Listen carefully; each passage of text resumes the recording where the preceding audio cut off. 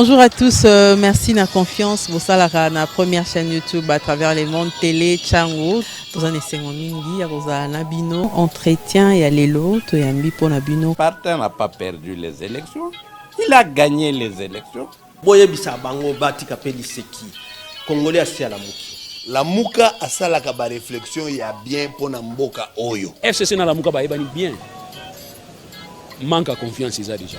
Il n'y a aucune coalition entre FCC et Nalamuka. Le fait que nous gardions jalousement les preuves que nous avons, c'est parce que nous avons un grand respect pour nos frères. Est-ce qu'ils sont ensemble, est-ce qu'ils ont une union sacrée? Le blocage au niveau de la CENI a un nom. Il s'appelle M. Félix Tshilombo. Na petit remerciement mingi et pas ya président de la République. Le petit maton de Béli Sousso,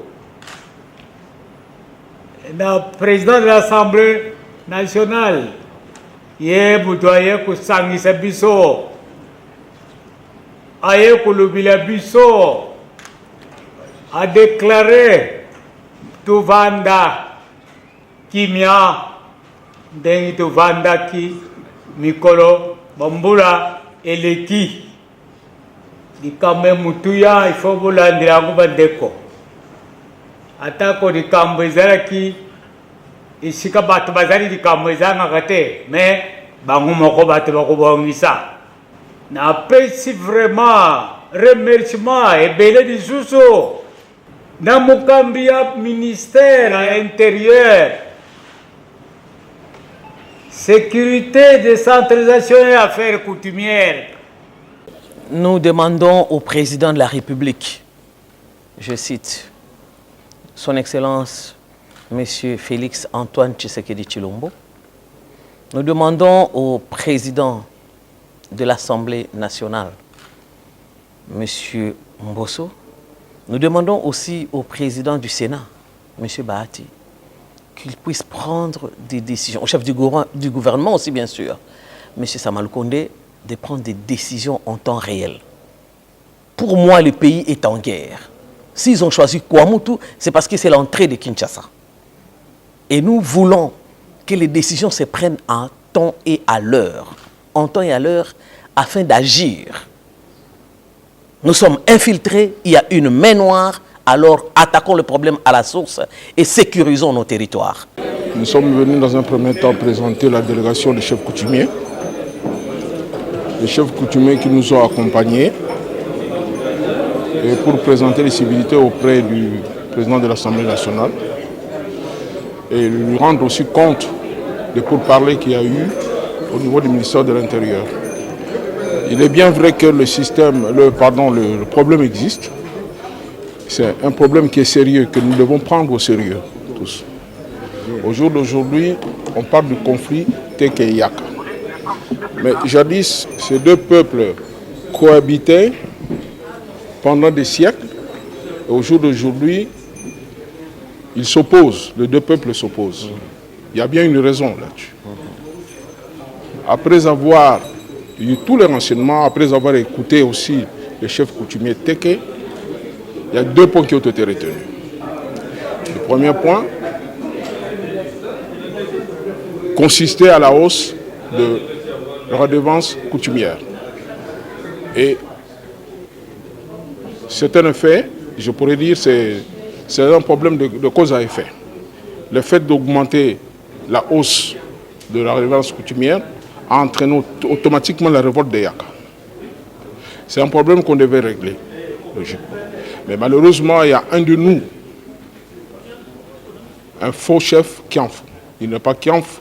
Ça, je l'ai dit, je ne mâche pas mes mots parce qu'il est passé à la radio pour contredire tout ce que nous avons dit. Je suis gouverneur de province, je suis autorité politico-administrative. C'est moi qui délivre les arrêtés signés par le ministre de l'Intérieur. Passe d'abord par moi pour les remettre entre les mains des chefs coutumiers. Ce fameux Kianfou, nous ne le connaissons pas. Il fait partie de la famille chefale, mais il n'est pas Kianfou. Alors, c'est lui qui a mis le feu aux poudres.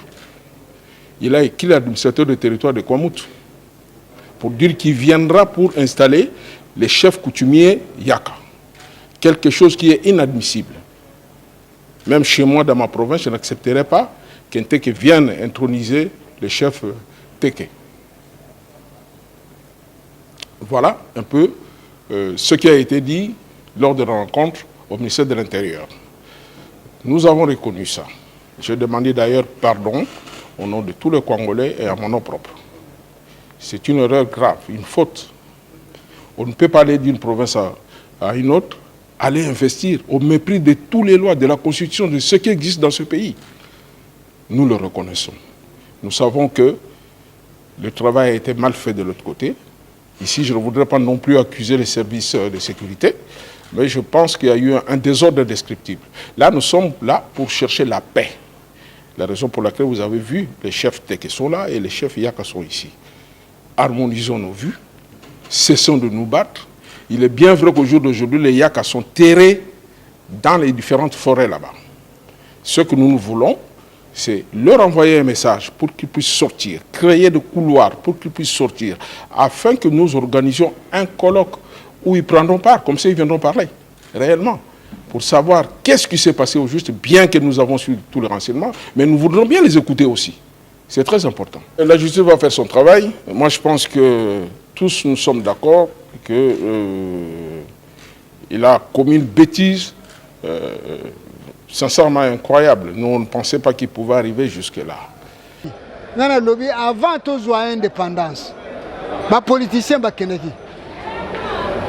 Kuna Belge a boyi ko pesa. A lobby ngana ko pesa bino papier te. Mais na ko pesa bino gestion ya mabele. Mais bino boye bino ba politicien. De monite bankolo mabele. Alors sengele bo ke no zo bankolo mabele. Po to ko pesa bino gestion ya mabele. Bango ba mituni. Oh, batuni mokonzi mundele. Nkolo mabele nenani. Ba lobby Nkolo mabele wana ezali ba chef coutumier. Et pese bango trouble. Oh, mabele biso yoko senga indépendance bankolo mabele ba chef coutumier. Ba yaki ko zwa biso. Ba zongi. Ba kei na délégation ya 48 chefs coutumiers. Ba chef coutumier nyonso a République démocratique du Congo tango wana bazako benga ya colonie belge. Nyonso bakutana kia wana Kinshasa. En face ya tip top bala wana. En face, il y a tip top dans 30 jours. Dans le ministère de l'Agriculture. Si vous avez un chef coutumier, quand ça vous va tiki, biso ba chef coutumier nyon so toko yaka, toza ko palanganate, nde toko kota ka sigawana. Tant que tu joues indépendance, ba politicien, ba bebisi na ndenge baza ko bebiso. Makambo nyon so za ko lekoy, ba politicien ba toza ko bebiso. O moni po na ngai ndenge na za ko loba boy. Et puis c'est occasion. Qui est loko baza ko loba conflit coutumier. C'est et l'on wana kufa bakotika responsabilité kaka na administrateur ndenge belge azalaki administrateur akoko kosate soki okati likambo ya ba chef mabe yo administrateur wana balongoli yo nde biso tozongela na réalité wana omoni papa wana ndenge aza kotuna est-ce que avant 1960 ezalaki na conflit coutumier oyo abongisa 450 000 oyo abongisa 450 000 900 000. Mais baroya wana bazako loba biso to yebi histoire te wana bazako loba histoire les meilleurs offrant pesi bango ba kanyaka basali nini ba pesi ye pouvoir lokuta et loko wana ya oyo conflit coutumier il faut elongwa biso to constituer lisusu oyo 400 000 oyo 300 000 ba ye kuna batie potopoto ekozala ndenge wana te to kozongisa bokonzi wana kaka na yo administrateur oye ba loi wana soki osali nyamu biso ba ye ko constater peut-être batia ba inspecteur ba ye ko tala yo administrateur o kataki likambo wana mabe directement ba longoli yo nde wana nde ordre ko ya mais soki ezaye loko ka oyo tia 500 000 oyo tia ngana ye ya wa batu bakimi kuna ba bongisi conflit ya malu na ngai na bagata batu babuki lokuta administrateur akokota na kati te administrateur akoti na kati chef à secteur akoti na kati babuki lokuta soki otali na batu bazali na ba téléphone na Android benga na les chefs coutumiers qui dispose de la terre. Terre mais yango wana. les chefs coutumiers qui disposent de la terre. Fina yango, yoko mwana ngana ba administrateur na chef de secteur bazako buka lokuta.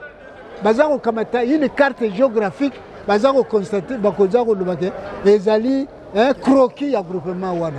Groupement na groupement, chefferie na chefferie, ezali na croquis. Ezali na croquis ezali lokola lopango yo ya excellence muzito, ezali na limite nango. Chef coutumier nyonso groupement nyonso zana biloko wana. Ça c'est une réalité au biloko nyonso zana logo yo pamba ezali politique. Chef Mayumbu, la présentation des secteurs Mokamo, territoire de Masimanimba. Groupement Kingoma Bulwemi. Na lobi boyi. Pouvoir oyabiso ba chef coutumier ezali. Toza toujours en forme ndenge ba koko batikela biso. Bakoko bakenda ba descendant na bangunde biso. Tozo réclamer na gouvernement congolais na ba politiciens na biso nyonso. Mboka epeli moto, mboka ekomisango reconnaître ba chef coutumier ba kolo mabele ndenge nzamba tikaki mukili oyo ase ke mokonzi ezala nyama na zamba azana mokonzi.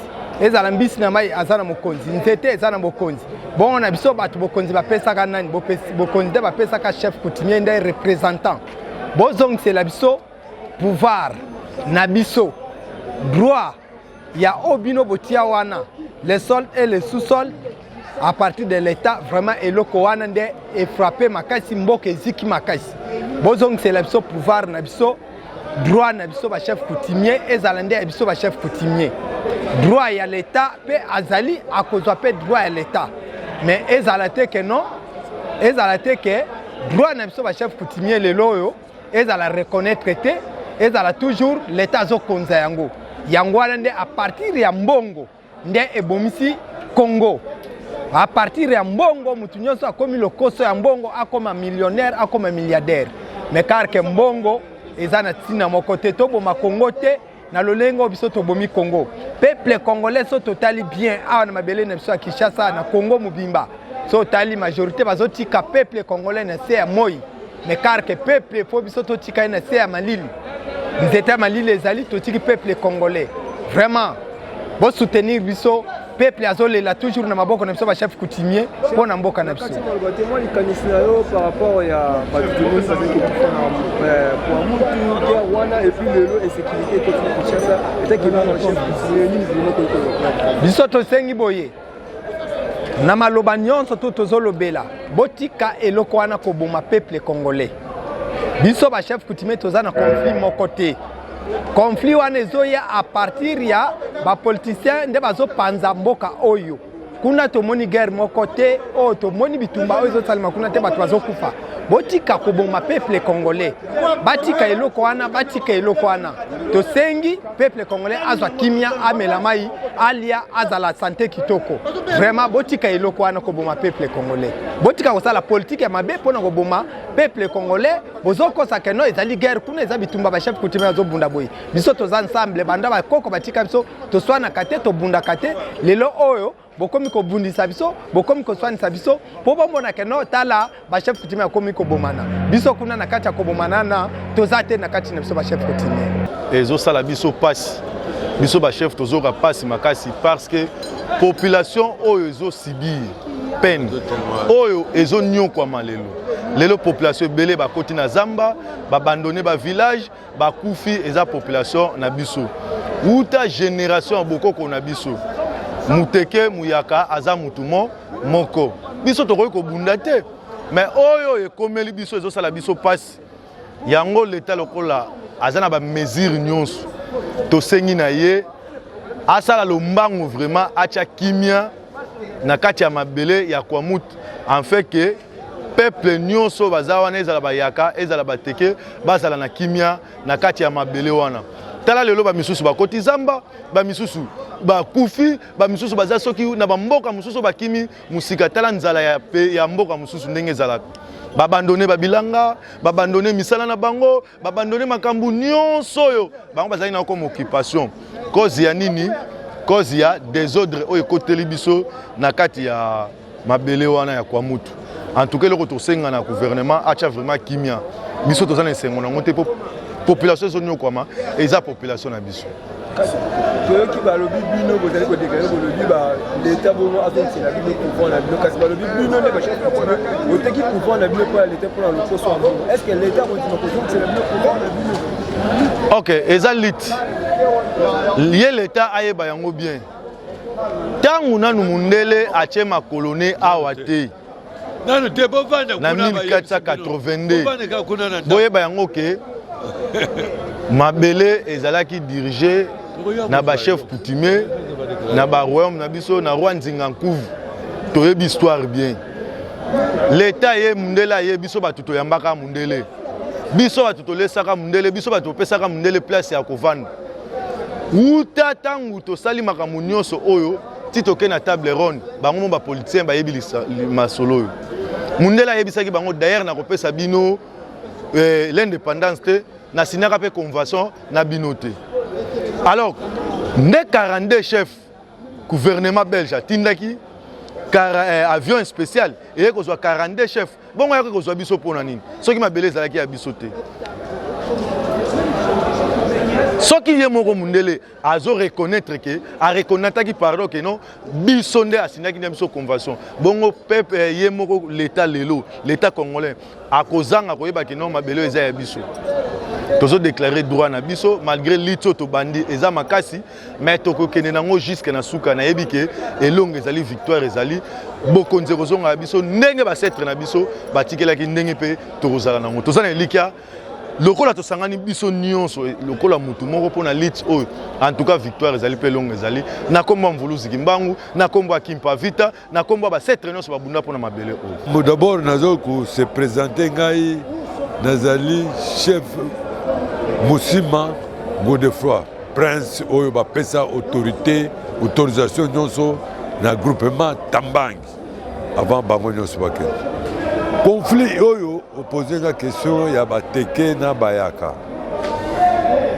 Ezali ko pesa ngai passe, ezali ko pesa biso na Congo passe, ezali ko pesa biso surtout passe. Pourquoi? Parce que moyaka na moteke ça fait longtemps biso to vivre depuis Bomwana te lelo to koma to mona na note moyaka na moteke ba bunda ou bien moyaka aboma moteke ou bien moteke aboma moyaka na ba machette ndenge wana amorcelé ye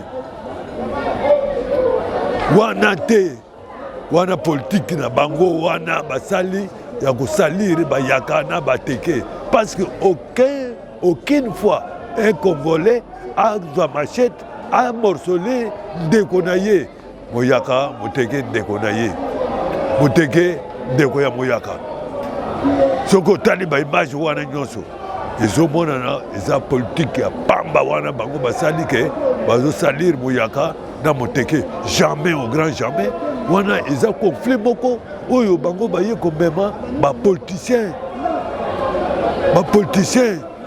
oyo banyata ba chef de terre sans terre. C'est solution ezali boye, il a fallu que le peuple congolais oyo babengi moyaka muteke biso nyonso totikali donc faut zala mutu moko poto yeba conflit wana eza wapi. Solution ezali ya kozala moyaka na muteke mutu moko poto de tete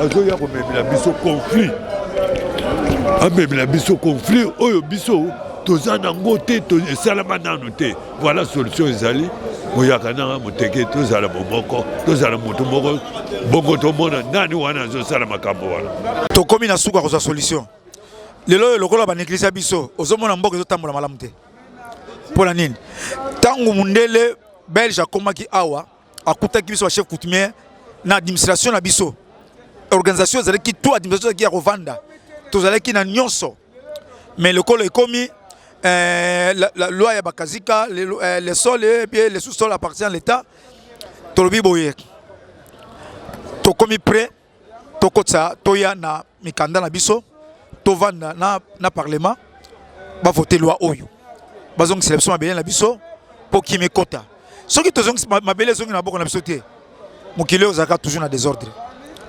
toza kobanda ye moko Jésus Christ atikaka biso makumu bango nyonso l'état kutaka biso na l'état na biso tozaka nango complet lelo yo bameka komekola pe kozwa mibeko ya kozongisa biso mabele totambola elongo na bango kimekota na mabele na biso Congo ekende liboso.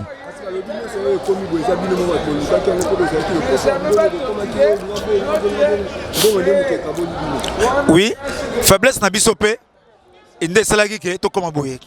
Soki lelo biso nyo ba chef coutumier République démocratique du Congo to komi ini to sangani bomoko. Po biso bakana kiyaka banoni banimba ntimosi fondwa kimosi. Soki toza bandeke ya nzete moko ata omo so akeli na maluku ata to keyo yapi biso to kutana sika moko secret moko to kotonga mboka oyo yango na sengi na ba chef coutumier nyosto bolanda ngai boya to sangana to saleloko oyo Congo ekozwa kimia. Naza provincial Nathalie Kwili Nord. Nathalie Kwili Nord na coutume et na administration te. Coutume et zela administration te. Bana bankoko na biso to sala de baba coutume te. Chaque territoire, chaque secteur, chaque chefferie bazana domaine na bango. Ma to mona na kwa muntu ba débat ebime belé. Et l'autre sabino que vraiment toza kuna te. Coutume za administration te. Jamais l'état là-bas les sous-sol appartient. Ma beleza abiso ma kola beleza abiso. Jamais muto ateka mabele. Muto so muto ateka portion za mabele te. Ezali no croquis. Yango to mabele na biso ko moto bati yango na pete. So biso do ndili solo wana go pesa biso pass. Nga nazali provincial na station Nathalie province ya Kwili Nord idiofa barkalo. Na pesi mbote na mama wefinada. Na pesi mbote na papa mabiz en tant que mon fils. Na pesi mbote na bourgmestre na administrateur à territoire. Coutume ezali administration te. Eloko wana foi bango jamais basala débat na kwa muntu mpona mabele. Ezali administration te. Na lepsio en tant qu'administrateur à territoire merci mingi nga chef de Brazza en tant que professeur la Kwilu ya idiofa Nord Kalo. Par rapport à des ordres oyo ya bateke na des ordres ya bateke na bayaka eza des ordres ba politicien ba koti na kati parce que banda bukoko na biso muteke na muyaka et dans la République démocratique du Congo les gens les plus sérieux eza muteke na muyaka babundaka te baswana kate.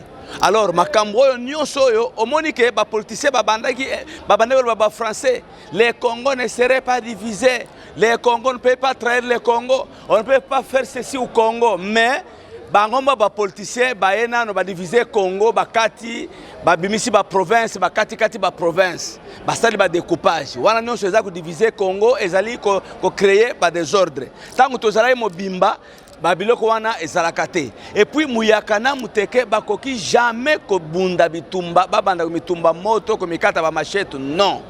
Et la plupart batwango wana bazokata kuna ezali et vraiment je vous dis clair que ezaba politicien basali ba jeu wana ndenge basalaka ba jeu ya nakasai ti suka masolo et yaki ba politicien problème ezate ba continuer na bango ko créer ba désordre na banzoto na biso ba umbu na bango mais kala mingi te bazo suka oyo azali en tête à désordre wana vraiment je ne suis pas sûr que akoyi ko fêter fête ndenge moko na biso a moins que ne ko fêter na ba oyo bakati mitu na ba oyo batumbi moto mais oyo akote na likambo wana te to fêter na bango mais oyo akote na likambo ya bateke un politicien akote na likambo ya bateke na bayaka lobake mabele oyo tovanda kovanda mutu adefa biso yango soki mabele bakoko na biso batikila biso yango bino boya bobanda koboma biso bobanda kokosa ke bateke bobanda kokosa ke bayaka pratique même possible c'est-à-dire qu'il y a l'anguille sur roche il y a l'anguille sur roche ngai chef coutumier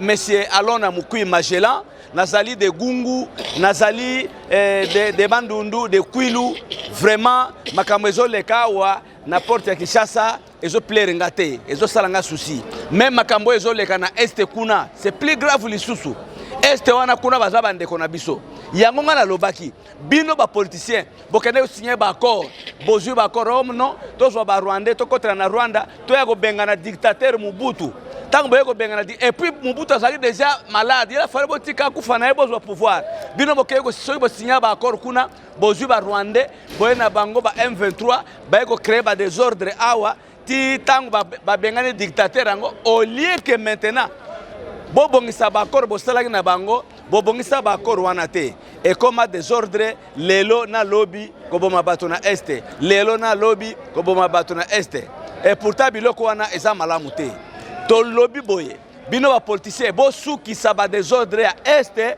bo meka susu te ko influencer bato bino ba politicien bo suki sa désordre oyo et koti na kenge awa et koti na plateau oyo s'il vous plaît to sengi na bino boye ba ke lelo vraiment na yo est-ce que nani politicien azakuna aleka Mobutu na maele ou bien nani président oya mokonjo ya koti na Congo ya aleka Mobutu na ba pouvoir nyonso wana non et puis bino boza ba président boza ba konzi bozali ba premier président te bozali ba premier politicien te na Congo awa na monde awa non boye ba bien que boko kota na ba cercueil biso na bino tokozonga na mabele mais un jour tant tokokende kuna boye ba bien que nzambe asambisaka boko zala condamné bino na ba richesse na bino Mobutu abetaki batolo wa boye na boye est-ce que boye ka lisusu ata mwana Mobutu moko quelque part azoloba est-ce que na miso bomona mwana Mobutu ata moko baza wapi parce que tata na bango atambolaki mabe olipo bokisa ba venir pour na bana na bino un jour okufi totika na bana tozoyambana très bien beaucoup menga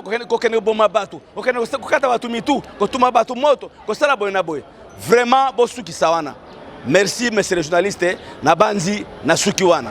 Voilà, Zalamato Yoka Ayoka. Merci Mingi Nazokoloba en tant que représentant du groupement Wamba na Kombo ya Ngalangala Ndita Adelin, le groupement Wamba, territoire ya Idiofa, secteur ya Sezo na Mboka Panu Muzulu Panu Sumu Ntabitele. Biso nyonso na grand bande ndo babenga biso bayaka. Biso nyonso za buyanzi za nani babenga biso bayanzi bayaka. Tozoko kamwa bana bokoko na biso toya komona lelo ndeko na biso muyaka na muteke baya kobuna. Car tobalanaka toliaka bisika moko kaka lelo yo toye kobunda tozoke bate likamunini ewuti edikamoyo ewuti libiso wapi.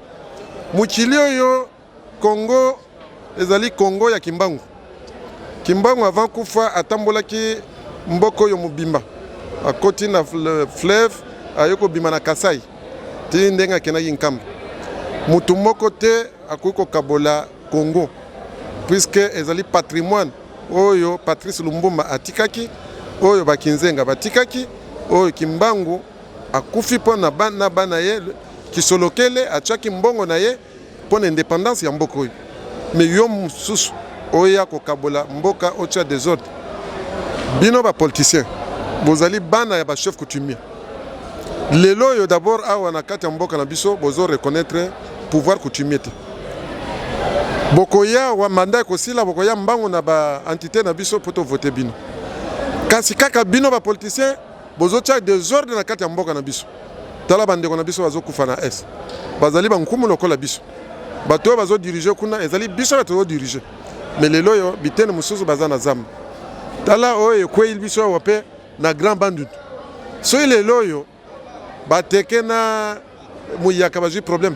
C'est ça grand bandu de mobim. Tozana problème. Et tala tozo kangalisu ba Rwandais opoko laksake mokili na biso exact sacré. Ki kwite ezali mboka moko oyo tata ba konjina biso liboso ba salaki ba sacrifice minene. Soko yeke okabola biso oko okabola biso te. Toko senga na bino ba politicien na yo président de la République. Mboko e komi bitene faut qu'on revoir politique. Lelo yo et Bembe ya Mobutu oya yebaki mboko yo a dirigé pendant 32 ans azali toujours na mumbu na bombo na mboka bapaya to sengi na yo en tant que chef coutumier jila biso mikwa ya Mobutu e ya kozonga o joa e kotina biso babilo na biso ya bukonzi oye kendaki e ya kozonga pocha kimia na kati ya mboka to kolinga te ke Mobutu atikaki biso bomoko tata moko mama moko école pe moko. Mais le loyo est comme découpage. Découpage wana e utaki wapi. Oye kotisi mubulu na kati ya mboka na biso. yango tozolinga changement ekota kimia ekota na mokili na biso ya mibale tosengi na yo président de la république tozali na problème na Kalo territoire ya Kalo tosengi na yo fongola biso territoire ya Kalo na kati Idiofa Nord Kalo tozoko senga parmi les 145 de territoire ya Kalo et Fongwama puisque tosengi que partout territoire wana est fonctionné puisque ce qui est fonctionné tokosenga est fonctionné puisque ezali ko tchape kimia po eko contrôler pe bitene mukili na biso so bitene mususu ezana kimia te c'est-à-dire Congo ezali malade so yozo monate tala lelo e bande kona biso wa bateke mingi bazana zamba nzala ekoti kuna pasi wana na nzala ekoya biso na Kinshasa puisque bileo toliaka euta kana Grand Bandundu euta na bateke euta kana bayaka mais lelo ekomi barrière ekomi bazokata biso ba mitu ekomi bazoka longola biso ba sexe maintenant suka na biso ezali wapi to komi ba étranger ou bien ndenge ni Rwandais ya kokota biso tina kati ya porte ya ndako to bana okanga ba Rwandais bakoti ndenge nini soki bosala ki ba convention soki bo signa ki ba accord na bino etali bino accord eza deux personnes te soki yo bongo sala ki accord etali bino mais etali Congo te Congo ezali ba koko na biso to sengi kimia eloko to sengi Kabila le père asala ki ba accord tie to boya ki yango mais lelo so bosala ki ba accord to lingi ko yoka eloko wana te Congo ezala uni tozala bomoko merci mfumu tozungisi pe matondo na monsieur Muzitu na manso yozo lutter pona mboka oyo mboka bakoko na yo eliko laksa ke ozali mwana mboka tokotika yo te tozali kaka sima na yo sima biso po lelo pouvoir coutumier zate tozotambola makolo tozo souffrir tokenaki Angola différent na biso awa tokokene ba pays musuba ya mabiso ndenge mususu mais awa bino bozo mona biso lokola biloko moko ya pamba mais tango yoko ya na mboka na biso okosenga nani chef coutumier merci tosengi bomoko na kati ya mukili na biso makambo ya teke umbu na bayaka oyo bazobomana kuna bon na biso bamfumu na qualité guerre ko kota na mboka ya chef coutumier te isika chef coutumier azali guerre ko kozala te na ndeni guerre ko kozala te po chef coutumier za na nyonso ayebi butu na moi bon eri bango bazokotisa guerre na kati ya bamboka isika bafumu bazali omona otoki bakréer une donation na Congo alors na qualité nde toloba boye baguerre oyo baosala wana tomona eza guerre politique ndeti ngai mboka na ngai Kibangu ya Mbudi Kalunga na Kwilu na groupement Michakila na Bayanzakara ata mokolo moko na mona guerre ekota te soki guerre ekoti na mboka na ngai na kobimisa banzoi na kobimisa babilima na kobimisa bisimbi bakozikisa tous les armes ya nyonso wana oyo barebele baza nango po rankine oyo bakota teke umbu kala biso tobotami na mboka oyo toyoka na bitumba wana te lelo oyo politique evolue na bango bakomi kosala manyanga mpona kozwaka kobotolaka pouvoir coutumier basalaka babiseti yango wana omoni ke na minute oyo biso toza awa totelami likambo wana ke ata ndenge nini bamutu wana loba ata matcha okita soki pouvoir bakoko etelami te mais na qualité soki l'état Félix Antoine Tshisekedi à la présidence de la République abengisi biso ba chef coutumier na rassembler biso na likambo nyonso oyo ya kolinga biso tosala yango mais akipe biso ba chef coutumier tosengaki ministère tobipesa biso ministère na biso ba chef coutumier bakonza yango na kati ya consultation chef de l'état yokaki yango alobi totala totunis toyebisi Samba Lukonde na kati ya hôtel de gouvernement pesa biso ministère na biso ya ba chef coutumier biso moko tokonza yango toza na ministre na biso topesa bino aza la chef coutumier boboyi bolinga bato batangi classe ebele mais biso toyebi ke classe eza eloko mukie